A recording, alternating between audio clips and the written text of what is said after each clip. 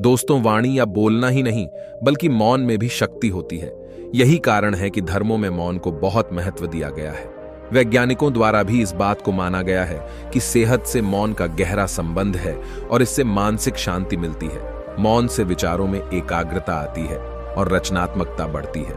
इसलिए जितने भी साधु संत या तपस्वी हुए, सबने मौन रहकर और ध्यान लगाकर ही संसार के गूढ़ ज्ञानों को प्राप्त किया।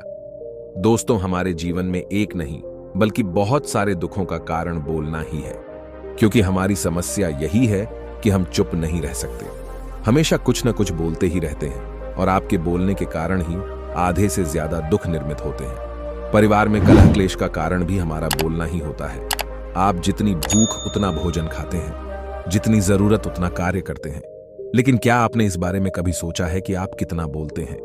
क्या आप उतना ही बोलते हैं जितनी आवश्यकता है, या अनावश्यक ही सारे दिन बोलते हैं? इस बारे में कभी अकेले बैठकर जरूर सोचिए कि आज आपने दिन भर में कितना बोला, क्या बोला और सबसे जरूर कि क्यों बोला। इनमें से कितनी बातें जरूरी थीं और कितनी अनावश्यक। तो दोस्तों, आइए इसको एक कहानी के माध्यम से समझते हैं। एक गांव में गौतम बुद्ध का बहुत बड़ा आश्रम था। वहां पर एक प्रसिद्ध बौद्ध गुरु रहते थे। वहां पर उनका एक शिष्य बहुत बोलता था। वह हर समय इधर उधर की बातें करता था। जब वह दान लेने के लिए जाता तो हर घर से एक नई कहानी लेकर आता और आश्रम के दूसरे शिष्यों को सुनाता था। एक शिष्य की दूसरे से बुराई करता, चुगली करता और दूसरों के सामने अच्छा बनने का प्रयास करता। खुद के मुंह से ही खुद की तारीफ करता रहता और हमेशा ही खुद को गुरु के सामने सबसे बुद्धिमान और उत्तम साबित करने का प्रयास करता। वह खुद को सभी शिष्यों से अलग और श्रेष्ठ मानता था। उसका कहना था कि मैं एक अमीर घर का बालक हूं। अगर मैं चाहता तो एक आरामदायक और सुविधाओं से भरा जीवन जी सकता था, लेकिन मैं वह सब छोड़कर यहां आ गया क्योंकि मुझे सत्य की खोज करनी है, खुद को जानना है, जीवन को जानना है। इसीलिए मेरा त्याग तुम सबसे बड़ी इड्डा है। एक दिन गुरु ने आश्रम के सभी शिष्यों को बुलाकर कहा, आप सभी को अगले 1 महीने के लिए कोई ना कोई संकल्प लेना है। इससे आपकी संकल्प शक्ति मजबूत होगी और आप में आत्मशक्ति का संचार होगा। आप सभी अपने सामर्थ्य के अनुसार कोई भी संकल्प ले सकते हैं और यदि 1 महीने से पूर्व आप में से जिसका भी संकल्प टूट जाएगा तो वह अपनी पुरानी दिनचर्या में वापस आ जाएंगे। सभी शिष्यों ने अपनी शक्ति के अनुसार छोटे बड़े संकल्प लिए और गुरु को अपने अपने संकल्प के बारे में बताकर वहां से चले गए। लेकिन वह शिष्य जो खुद को सबसे अलग और बड़ा दिखाना चाहता था, वह सीधे गुरु की कुटिया में पहुंच गया और बोला, मैं कोई छोटा मोटा संकल्प नहीं लेना चाहता, बल्कि खुद की ही जैसे महान संकल्प लेना चाहता हूं। कृपया आप ही बताएं क्या संकल्प लेना चाहिए।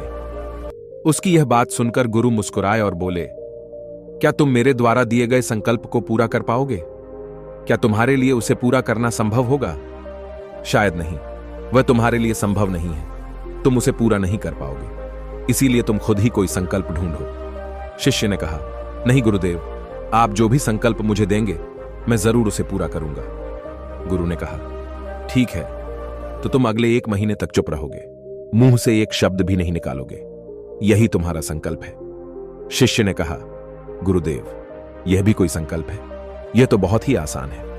1 महीने तक चुप ही रहना है। आप कोई बड़ा संकल्प दीजिए जो मेरी योग्यता के लायक हो, जिसे पूरा करने में मुझे समस्या हो। गुरु ने कहा, पहले तुम इस संकल्प को तो पूरा करके दिखाओ। शिष्य ने गुरु की बात मान ली और वह उसी समय चुप हो गया और पलटकर कुटिया से बाहर चला गया।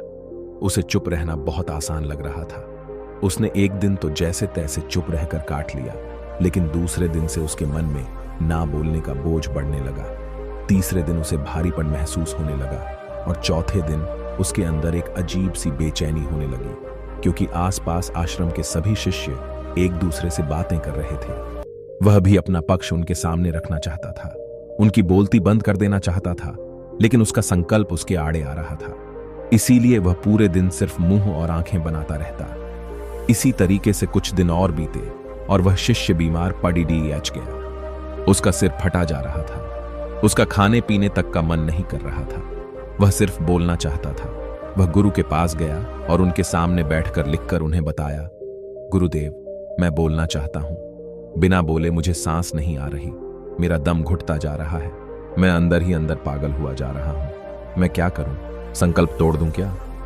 यह पढ़कर गुरु मुस्कुराए और बोले, संकल्प तो तोड़ने के लिए ही होते हैं, लेकिन जो अपने संकल्प को पूरा कर लेता है वही अपनी आंतरिक शक्ति को बढ़ाता है, और जो अपनी आंतरिक शक्ति को बढ़ा लेता है वह समाज और जागृति की राह पर आगे बढ़ जाता है। संकल्प का लेना भी तुम्हारे हाथ में था और इसे तोड़ना भी तुम्हारे ही हाथ में है। तुम्हारे बहुत से भाई अपने संकल्प को तोड़ अपनी पुरानी दिनचर्या पर वापस आ चुके हैं। अगर तुमसे नहीं हो पा रहा तो तुम भी संकल्प तोड़कर अपनी पुरानी दिनचर्या पर वापस जा सकते हो। लेकिन याद रहे, अगर आज तुम इस छोटे से संकल्प को नहीं संभाल पा रहे तो तुम अपनी बाकी की पूरी जिंदगी को कैसे संभाल सकोगे? बाकी फैसला पूरी तरह से तुम्हारे हाथों में है। गुरु की यह बात उस शिष्य के दिल में चोट कर गई। वह बिना कुछ बोले वहां से वापस चला गया और खुद को अपनी कुटिया में बंद कर लिया। वह केवल अपने जरूरी कामों के लिए ही कुटिया से बाहर निकलता, बाकी सारे समय कुटिया के अंदर ही बैठा रहता। 15 दिन बीत चुके थे और आश्रम के लगभग सभी शिष्यों का संकल्प अब तक टूट चुका था, लेकिन उसका संकल्प अभी भी जारी था। संकल्प लेने के बाद से अब तक उसने एक शब्द भी नहीं बोला था। सारा आश्रम हैरान था कि इतना बोलने वाला इंसान चुप कैसे हो गया। 15 दिन बीतने के बाद वह दोबारा अपने गुरु के पास गया और लिखकर बताया है, गुरुदेव, मैं बाहर से तो चुप हूं, लेकिन मेरे भीतर बहुत सी आवाजें हैं, बहुत सी चीख पुकार और शिकायतें हैं। मैं अंदर ही अंदर बात करता रहता हूं। मेरा मन तरह तरह के प्रश्न पूछता रहता है। मैं बाहर से जितना मौन हूं, भीतर से उतने ही शोर शराबे से भरा हुआ हूं। क्या इस तरह से मेरा संकल्प अभी भी जारी है? गुरु ने कहा, हां, तुम्हारा संकल्प अभी भी जारी है, लेकिन जब तक लोगों की यह आवाजें तुम्हारे कानों में पेडी डिपती रहेंगी, तुम्हारा मन बोलता रहेगा, क्योंकि इसे तो आदत है बोलने की। तुम भले ही बाहर से चुप रहो, लेकिन तुम अंदर ही अंदर बोलते रहोगे। तुम्हें इन बातों से, इन आवाजों से दूर जाना पड़ेगा। शिष्य गुरु को प्रणाम कर वहां से चला जाता है और सुबह होते ही अपनी कुटिया छोड़ जंगल की तरफ चला जाता है। कई दिन बीत जाते हैं, संकल्प का समय भी पूरा हो जाता है, लेकिन शिष्य लौटकर नहीं आया। आश्रम में सभी को डर था कि कहीं जंगली जानवर ने उसे खा ना लिया हो। इस बीच उसे ढूंढने की बहुत कोशिश की गई, लेकिन वह कहीं नहीं मिला। सभी गुरु भाइयों ने मान लिया था कि जंगली जानवरों ने उसे अपना शिकार बना लिया है, लेकिन गुरु को ऐसा नहीं लगता था। एक दिन आश्रम का एक अन्य शिष्य गुरु के पास आया और बोला, गुरुदेव, हमारे उस अधिक बोलने वाले भाई के साथ क्या हुआ होगा? क्या जानवर ने उसे मार दिया होगा? गुरु ने कहा, हो सकता है कि जानवरों ने उसे अपना शिकार बना लिया हो, लेकिन उसके न लौटने की एक दूसरी वजह भी हो सकती है। शायद उसे वह मिल गया है जिसके लिए वह गया था। फिर शिष्य ने पूछा, गुरुदेव, क्या ज्यादा बोलना इतना हानिकारक होता है? गुरु ने कहा, इंसान के जीवन के बहुत सारे दुखों में से एक दुख यह भी है कि वह कभी चुप नहीं रह सकता, हमेशा कुछ ना कुछ बोलता ही रहता है। सिर्फ हमारे बोलने के कारण हमारे आधे से ज्यादा दुख पैदा होते हैं। परिवार के अधिकतर झगड़ों की वजह हमारा बेमतलब बोलना ही होता है। हम में से कोई भी चुप नहीं रहना चाहता। हम बस सामने वाले को सुना देना चाहते हैं। जो भी हमारे मन में है सब निकालकर उसके मन में बैठा देना चाहते हैं। उसे समझा देना चाहते हैं कि देख, तू गलत है और मैं सही। और इस तरीके से सब एक दूसरे की सड़िली बातों को ग्रहण कर रहे हैं। इस तरीके से सुनने और सुनाने का यह काम जिंदगी भर चलता रहता है। लेकिन इस नासमझी में हम अपना समय, अपना जीवन, अपनी समझ और सबसे महत्वपूर्ण व कीमती पल जो जिए जा सकते हैं, जिनको अनुभव किया जा सकता है, जिनमें आनंद को प्राप्त किया जा सकता है, यह सब खो देते हैं। लेकिन इसके बदले हमें मिलता क्या है? कुछ नहीं, सब व्यर्थ और बर्बाद हो जाता है। इस पागलपन में हमने क्या खो दिया, इसका एहसास केवल कुछ ही लोगों को हो पाता है। बाकी लोग जैसे उन्हें अपने आने का पता नहीं, वैसे ही उन्हें अपने जाने का भी पता नहीं चल पाता। शिष्य ने कहा, तो फिर इसका समाधान क्या है? गुरु ने कहा, पूरी जागरूकता के साथ अपने विचारों को देखना यही एकमात्र तरीका है। सारी मानसिक समस्याओं का वर्तमान में रहकर चिंतन करना, पूरी जागरूकता के साथ अपना काम करना जिंदगी में चमत्कारिक बदलाव ला देता है। उसके बाद वह शिष्य गुरु से अपने प्रश्नों का उत्तर पाकर उनको प्रणाम करके वहां से चला गया। उस शिष्य को आश्रम छोड़कर गए हुए 3 महीने का समय बीत चुका था, लेकिन उसकी कोई खबर न थी। अब तक तो सभी गुरु भाइयों ने भी उसके वापस लौटने की उम्मीद छोड़ दी थी, लेकिन एक दिन वह आश्रम लौट आता है। उसे देखकर सभी के आश्चर्य और खुशी का ठिकाना न रहा। लेकिन अब वह नहीं था जो यहां से गया था। वह कुछ और ही बनकर वापस आया था। उसके अंदर एक गजब का बदलाव महसूस किया जा सकता था। उसके चेहरे पर एक गजब का ठहराव और आंखों में बनी शांति थी। आश्रम में आते ही सभी गुरु भाइयों ने उसे चारों तरफ से घेर लिया और बातें करने लग गए। वह भी अपने गुरु भाइयों से बातें करने लगा। उसे बात करने वाले सभी ने यह अनुभव किया कि अब वह पहले जैसा उतावला और बातूनी नहीं रह गया था। उसके मुंह से एक एक शब्द बहुत ही सुलझे हुए और मधुरता के साथ निकल रहे थे। थोड़ी देर तक गुरु भाइयों से बात करने के बाद वह सीधा गुरु की तरफ चला गया। उसने गुरु के चरण छुए और कहा, गुरुदेव, क्या मैं अब भी मौन हूं? क्या अब भी मेरा संकल्प जारी है? गुरु ने कुछ देर तक शिष्य की आंखों में बड़े ध्यान से देखा और कहा, हां, तुम अब भी मौन हो। तुम्हारे मुंह से एक भी शब्द निकल नहीं रहा और तुम्हारा संकल्प अभी भी जारी है। शिष्य ने कहा, गुरुदेव, जब मैं आश्रम से गया तो मैं मुंह से तो चुप था, लेकिन मेरे अंदर बहुत सी आवाजें थीं। मन में बहुत से प्रश्न थे और वह बंद नहीं हो रहे थे, तो मैं जंगल में चला गया, इस उम्मीद से कि वहां मुझे शांति मिलेगी और मेरे मन की बकबक कम हो जाएगी। लेकिन मैं जितना एकांत में जाता गया, मेरे अंदर की आवाज उतनी ही तेज होती गई। मेरे भीतर की पुरानी से पुरानी आवाज मुझे सुनाई देने लगी। तब जाकर मैंने महसूस किया कि मैं कितना गलत कर रहा था।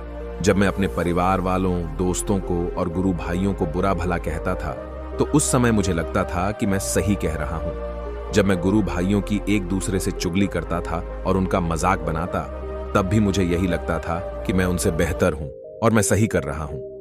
लेकिन उस दिन मैंने पहली बार महसूस किया कि मैं कितना गलत बोलता था। काफी दिनों तक ये आवाजें, ये शिकायतें मेरे अंदर चलती रहीं, लेकिन धीरे धीरे करके एक दिन ये सारी आवाजें मेरे अंदर से समाप्त हो गई। अब मैं भीतर से भी मौन हो गया। उस घने जंगल में बाहर से कोई बोलने वाला था नहीं और भीतर कोई आवाज बची ही नहीं थी, और मैं उस दिन पहली बार मौन का सही अर्थ समझा। मेरे चारों तरफ बहुत शांति थी। हालांकि अभी भी कुछ आवाजें आ रही थीं, जो पहले भी आती थी, लेकिन मैं उन्हें सुन नहीं पाता था। पर अब वह सभी आवाजें मुझे स्पष्ट रूप से सुनाई दे रही थीं। हवा के चलने की आवाज, चिड्डियों के चहकने की आवाज और पानी के बहने की आवाज। ये सभी आवाजें मैंने पहली बार पूरे होश पूर्वक सुनी। अपने चारों तरफ इतनी शांति मैंने पहले कभी महसूस नहीं की थी। तो इस शांति को भंग करने के लिए मैंने पहली बार अपने मुंह से कोई शब्द निकाला। मैं चिल्लाया, हे ईश्वर, ये कैसी शांति है? सभी कुछ इतना शांत क्यों है? ऐसा क्या हो गया?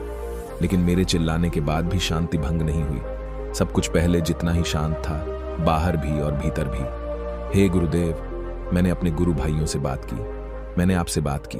मैं बोल रहा हूं, मैं चल रहा हूं, मैं सब कुछ देख रहा हूं, लेकिन मैं अपने भीतर एकदम एकांत में हूं, मौन में हूं, भीड़ में होता हूं, तब भी भीतर से अकेला एकांत में होता हूं।